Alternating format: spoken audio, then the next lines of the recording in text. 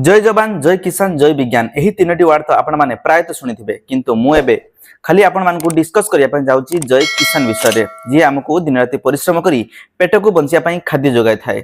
आजिर जुगरे प्रकृत रे किसान जय कि पराजय आपण माने वीडियो शेष रे कमेंट बॉक्स रे निश्चय जणाइबे।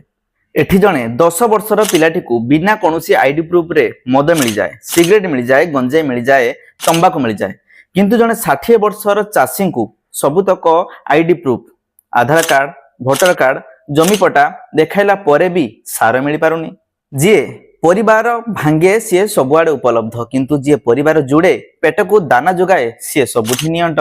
गत किछि दिन पूर्व आपण माने सुनिथिबे ओडिसा रे बंद थिबा 21 मद दुकान ओपनिंग हैला किंतु चाषींक पई सार पई किछि भी ओपनिंग होई पारिला नहीं। बुठु बड़ कथा होछि एठी मद बोतलर दाम 1000 टका हेले कहार कोनोसी आपत्ति नाही किंतु जदि धान केजी 30 टका होछि ताहाले सरकार नाराज। सबुठु बड़ कथा होछि आमे सेही मनिष जे हजार हजार टंकार जिनिस बड़ बड़ शॉपिंग मॉल मानकरू किनि आनुछे किंतु सेठी गुटे टंका भी बार्गेनिंग करूने काहेकि हमर इज्जत चली जिवो।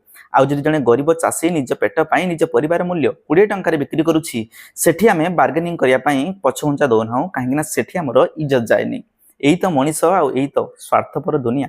जदि आपण जने गरीब चाषी पाखरु परिबा किणुचंती ताहले से चाषीर उपयुक्त राशि प्रदान करंतु। आ हां जदि जने चाषी घर पिला हेतिबे वीडियो को बहुत मात्रा रे शेयर करंतु। जय हिंद।